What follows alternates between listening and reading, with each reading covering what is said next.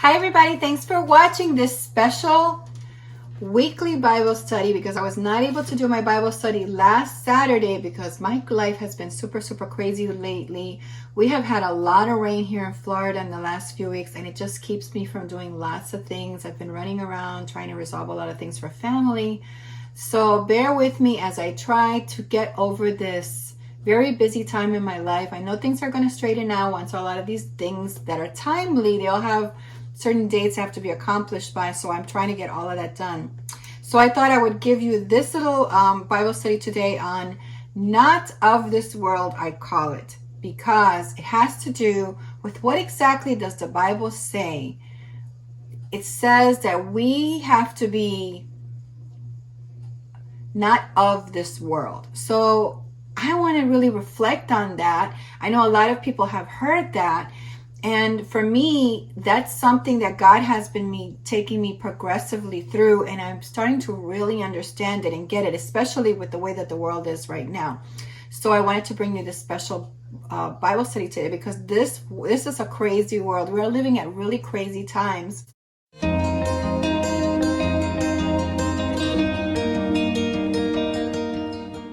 Since the 60s and the 70s, if you're around then, you would have noticed that the world has changed a lot. In the old days, I don't know if you remember that, but people didn't need contracts. They didn't need agreements. Their word stood for something. They could just shake on an agreement, and that was good enough for that. There's no way that that kind of stuff could be possible in this day and age. And in the old days, you did your best work, and you were taught to have good customer service when you were at work. I remember when I was working, when I was way younger, I remember they used to give us like customer service classes that we could go to. A lot of companies would offer that to their employees, and now it seems that nobody's offering these classes. And when you go to a job, a lot of people don't smile, they're not nice, they have attitudes. And I'm truly shocked because I was taught that you're supposed to have good mannerisms, good attitude, good behaviors. You're supposed to smile a lot at the customer and be really sweet with them and nice. And a lot of that, I don't see that today in our world. People used to be polite and they were respectful. And they were especially respectful to adults. A lot of the youth today is very disrespectful to adults and to the elderly. So over time, the morals of our country have been eroded. And our ancestors lived a more moral life. But now we have had total decline of morality in the US. So I've been looking to see how is it that we all got here in this society with the rest of the world, because it's not just like my little world. I mean, this is like the whole entire world has gotten, and not just the United States. We're talking about the entire world. The result is that we let the government, the media, the television, the churches, and the people in the community guide us to what we think or we thought was the way that was okay to live. And we've basically been copying whatever has other people have been doing. We've been copying what they're doing.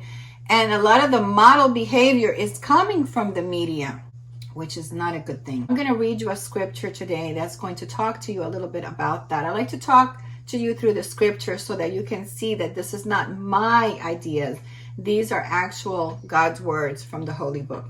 So in Romans 12:2, it reads, "Don't copy the behavior and customs of this world, but let God transform you into a new person by changing the way you think. Then you will learn to know God's will for you, which is good and pleasing and perfect." So when I read this verse, I refused to let the undercurrent to pull me in their direction. When I realized where my life was heading, I wanted God's will in my life. I wanted to live His way no matter what. This is when I really became a contented person, and I didn't feel like I needed somebody to make me happy. I didn't feel like I needed something to make me happy. I was at peace with what I have, and that's contentment, when you are in the present moment, not thinking to the future, not thinking to the past. You still look at the future, like you still have goals, you still have things that you want to accomplish, but you don't live there. You live here. And you know that to get there, you take those steps to get there. You're not huffing and puffing about, oh, I have to do all this. You know that it's progressive. It takes time to get there. So this is something that I've learned over time. This is the will of God. If he wanted me to have something right away, well, he's God. He can do that, right? But God likes hard work. He likes us to savor our gift or our present or our reward at the end, because we realize that we worked hard for it, so we can really appreciate it once we have it. And I know that that's his ways, where the evil one will give it to you right away, as long as you succumb to his ways or the ways that are not of God. So with other people, they might feel a void in their life, and they have to fill it with things of the world, with cars or jobs or money, and they have to be chasing these things. But for me, I don't feel that I have a void in my life. And that's because I'm living God's way every single day of my life. You might be one of those people who are looking for it by using drugs. You might be looking for a lover. You might be smoking. You might be chasing money. You might be shopping for material things. But a lot of this contentment is going to be found inside of you, because you give all of that up to accept that God's will for your life, and you just accept it and move from there. And he will slowly show you where you need to be, what you need to do, when you're constantly talking to him and having that heart-to-heart with him. The next generation is another thing that's important for us to understand. Our lives should be purposeful and focused on making the next generation better. And this is called biblical inheritance, that the next generation has a right to it. And there are many ways that you can accomplish this. It's not just having something in the physical world to give others. It could be teaching the next generation something. It could be sharing things with the next generation. There's so many different ways, but the important thing is that we don't leave a generation behind. And in the last couple of years, I noticed that we have, especially with things that are important in God's world, like learning to farm, learning to grow plants, learning to be self-sustainable. When we put all our trust into the ploys of corporations to sell us everything so that they can profit, and we become poorer and poorer because they charge us whatever they want, but then they don't pay reasonable. So now we are never going to get ahead. So we have to start to teach our children to be self-sustainable, just like they used to be in the older days, so that if these corporations or these companies, they try to overcharge us for things or require us to do certain things that we know are wrong and would compromise us with God, then we know that we are able to sustain ourselves, because we don't need to compromise God for the things that they ask us to do. So this inheritance should also be good for ourselves, but it's also going to benefit the next generation to do better. And this is basically what the U.S. was founded on. Except, like I said before, the last generations have lived for themselves, and there is no wonder there has been a moral decline in our society. And that is a big reason of a lot of the things that are happening in this world, and television has a big reason for this. Now you understand these things, and a lot of you already know this, but you realize that now, how do you separate yourself after deciding to separate yourself from the world's ways of doing things, because you're changing the way that you're thinking. You're really understanding what I'm saying. You have been seeing a lot of things, and you do want to change, and you want to get away from these things in society that you know are holding you back and keeping you trapped. So it's not going to be easy for us to do this, because we have all adjusted our lives to do as others do. So let me read to you here 1 John 2:15-17. It reads, "Do not love the world or the things in the world. If anyone loves the world, the love of the Father is not in him. For all that is in the world, the desires of the flesh and the desires of the eyes and pride of life, is not from the Father, but is from the world.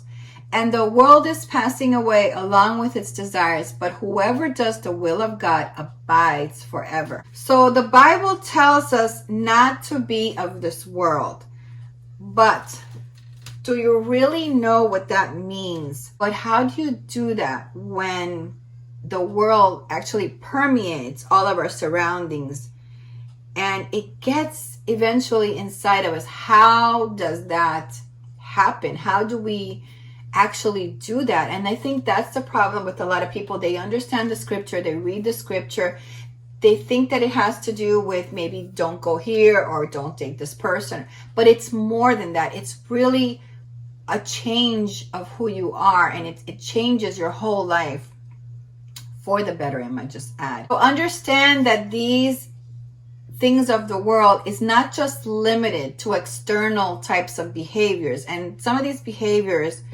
I wrote in my notes is, you might think it's just like the kind of places that you go to, activities that you enjoy that you shouldn't possibly, or a willingness to participate in certain things that you know you shouldn't. So it's not just those kind of things.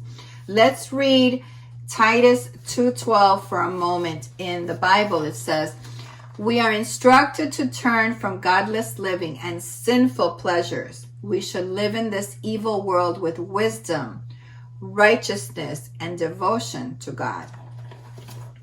So a lot of the things that we have to do in order to make this change away from the world, it has to do with internal behaviors. It begins in the heart and consists of 3 types of attitudes. So the first one is craving for physical pleasures, to become so preoccupied with gratifying the physical desires. That's the first one that people struggle with. Number 2, when you're craving for everything that you see, that is considered coveting.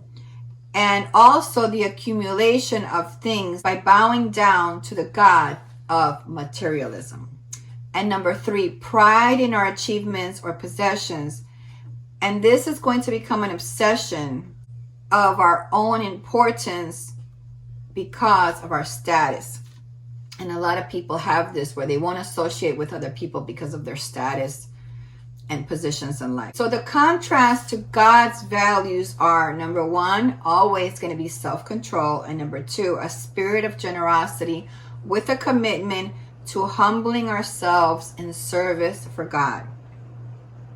So you have to understand that there are fake Christians walking around just like there were in the Bible. We talked in many of our Bible studies about how many infiltrators there were in the church. They were fake people coming in there to destroy Christianity.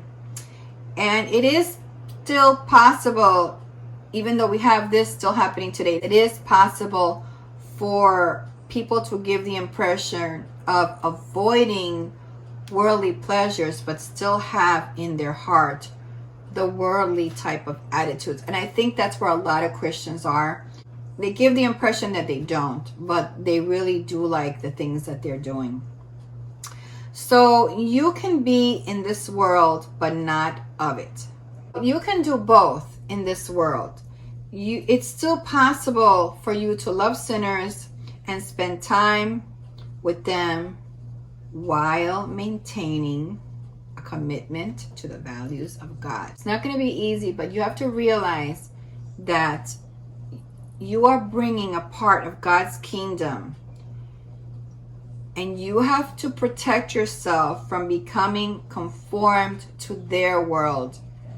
You have to make sure that doesn't happen when you're in the world. You should be the light. You should be the one that everybody's conforming to. If you are conforming to them, then you are stepping away from God. You are walking and choosing a different path for yourself.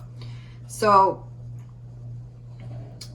you have to break it down in a time of reflection of what being away from the world so you're not conformed, what does that mean to you? What are the things, what is the line in the sand that would keep you with God and not allow you to compromise in what you know would not be biblically a part of God's world. Let's read John 15:19. If you were of the world would love you as its own. But because you are not of the world, but I chose you out of the world. You have to really do the work of observing those parts of your life that are worldly, where you are focused more on the world than you are on the Word of God. And when you are making time is one of those things when you're making time for worldly things and you're not making time to really sit and read the Bible, that is going to be a problem in your life. This is going to take work. Nobody ever said that there was no work in understanding God's will for us. So we have to look for some of the problems that are going to come at us. Number 1 is going to be pride. Number 2 is going to be sin. And number 3 is always going to be selfishness. Those are traits that are in the world that are always going to be negatives in our life. Let's read Matthew 6:19-20. So Matthew 6:19 through verse 20 reads, "Do not store up for yourselves treasures on earth where moths and vermin destroy, and where thieves break in and steal, but store up for yourselves treasures in heaven." As a child of God, your words and your actions, as well as your reactions, should be demonstrating to others that you are unlike everyone else. And you want people to see a difference in you that they don't see in other people. That's going to have an impact in their lives as well. You can talk all you want about the Bible, but if your life doesn't reflect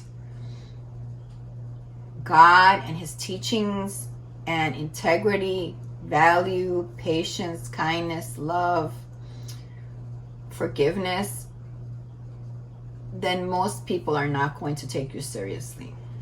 What they need to see is that you are made in God's image, that you are a stranger to this world because you don't do things the way the rest of the world does it. You do things with integrity.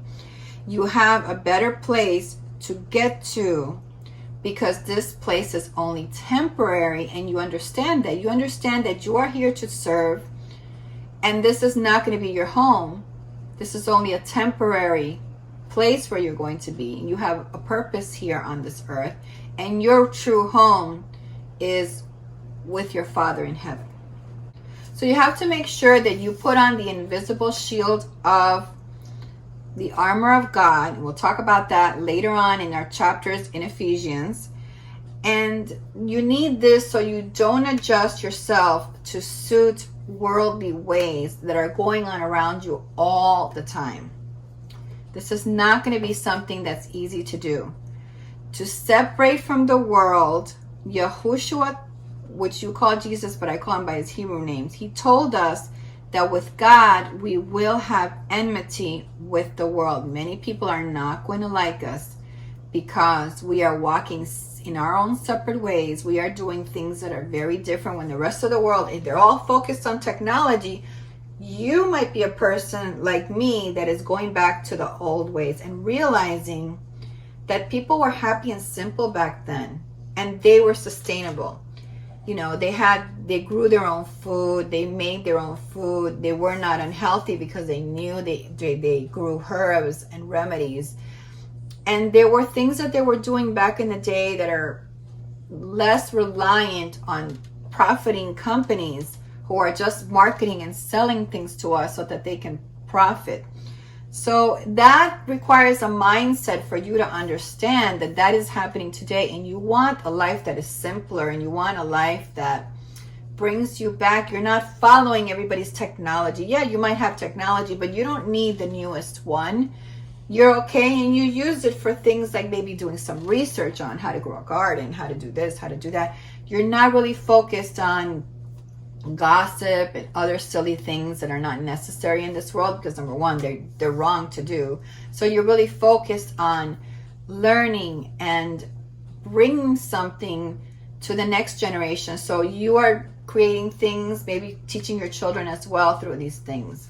This is a way for you to separate yourself and realize that you consider yourself a part of a kingdom, and this kingdom you are slowly progressing towards, that's really in a higher spiritual realm, because you do understand that this earth is just a temporal place for you. It's temporary, and you know that your progression in your soul, your awakening of your soul, your love, your connection, redeeming love, forgiveness, all of those things are just going to connect you further along with God in the spiritual realm. And how do you do that is by continuing to read the Word of God. And it's not just about reading, going to church and listening to a pastor. You really have to get into the Word. You really do have to understand it and listen. Sometimes He speaks to us through the Word. I know I get that a lot through the Word, where He will talk to me through certain scriptures in the Word. So God's heart is connection to our heart as well. His heart connects with our heart, and that's how we're joined with Him.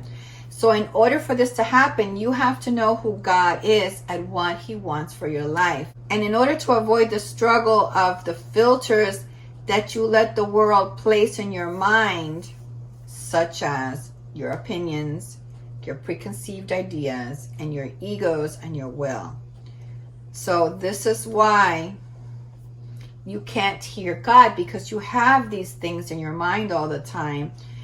And He's speaking to us in the spirit, but all of these filters are blocking that. If you're not in the Word listening to Him, you're not going to hear Him. You might have the Bibles, but if they're closed Bibles and you don't open them, you're not going to be able to connect and listen to God, to avoid the things of the world that is thrown at us. And then you are going to be not in alignment with God, and this is how you're going to end up going the ways of the world, because you are not in the Word, constantly understanding what the will of God is.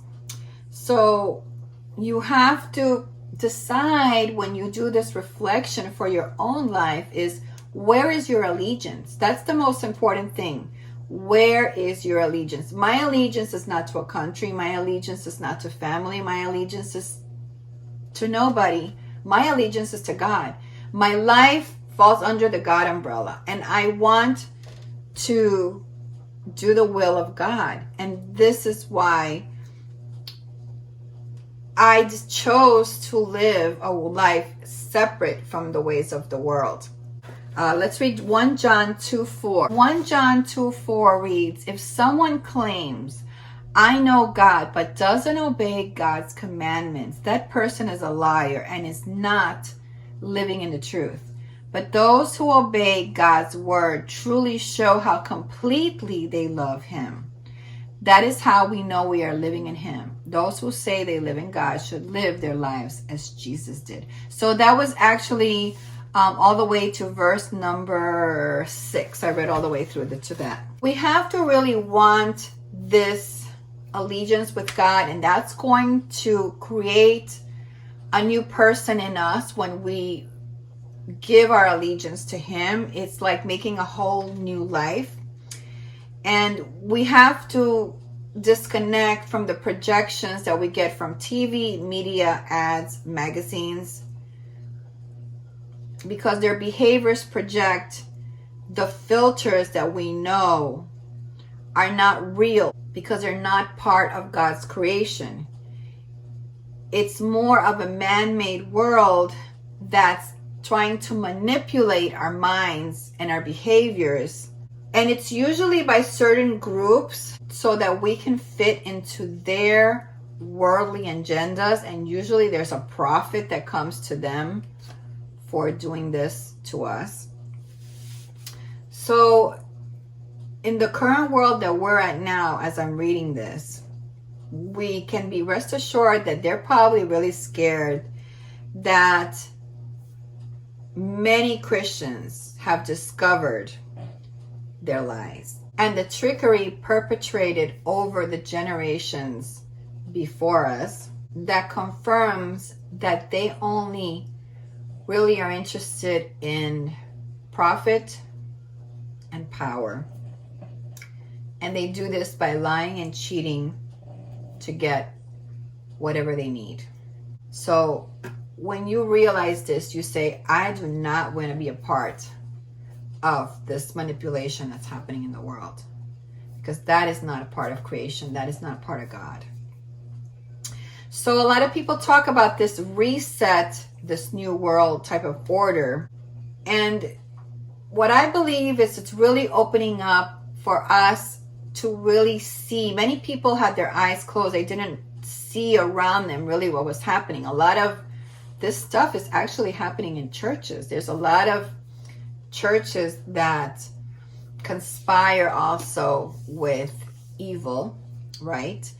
And they have been deceiving even Christians, and Christians have been copying their behaviors, but now they're actually opening their eyes and realize, because many people are going back into the book and realizing, this is happening is biblical. So people are going back and looking at the book. These churches have shown us and confirmed that they have also strayed from the word and the teachings of Yahushua.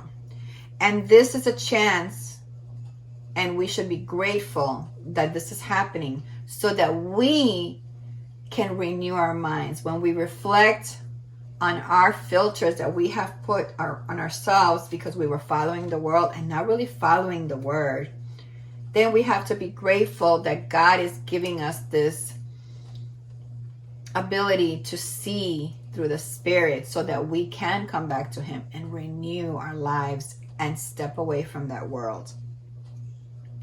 Because when we step away from the world, one of the very first things that you are going to do is you're going to say, I will not be marketed to. That is one of the most important things right now that you are going to say to yourself. I'm in alignment with God. I will not be marketed to. Whatever you're selling to me, I'm not buying, because I am first going to go to God to see if it's something that I need or He wants in my life. Realize that this exposure is here now. And this is your chance to grasp this moment with this teaching, for you to say, what am I going to do about my own life? What are my filters? How am I going to change who I am aligned with? Where is my allegiance? Is it to the world, which is controlled by Satan, or is it to God?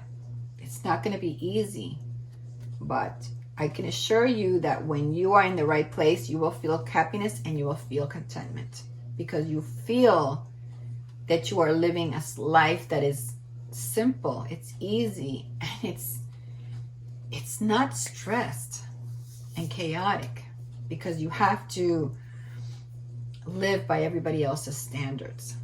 When you have to really start this whole journey with your own life, you have to start not worrying about the things that you hear in the news, because eventually these people who are doing all of this chaotic things in the world, their fear of the truth is going to it's going to prove the extent of their lies and their complicitness in their lies. So we still have to be prepared and let that happen, because God is exposing all of this. We have to be grateful that this has happened, so that we have a chance to redirect our lives and put the next generation as our priority, so that this doesn't happen again in the future. So what is the first step that you need to do today after you watch this video? Is that you have to say to yourself, I'm going to separate with the world, and I am going to believe in Yahushua Jesus, because He is the basis of the Christian faith.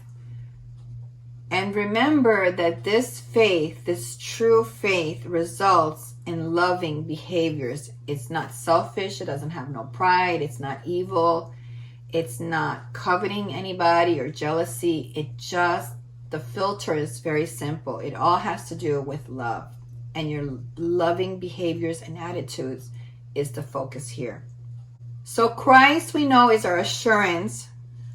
And we have to do the work and reflect on our own behaviors by having faith for Christ to renew us through the Holy Spirit.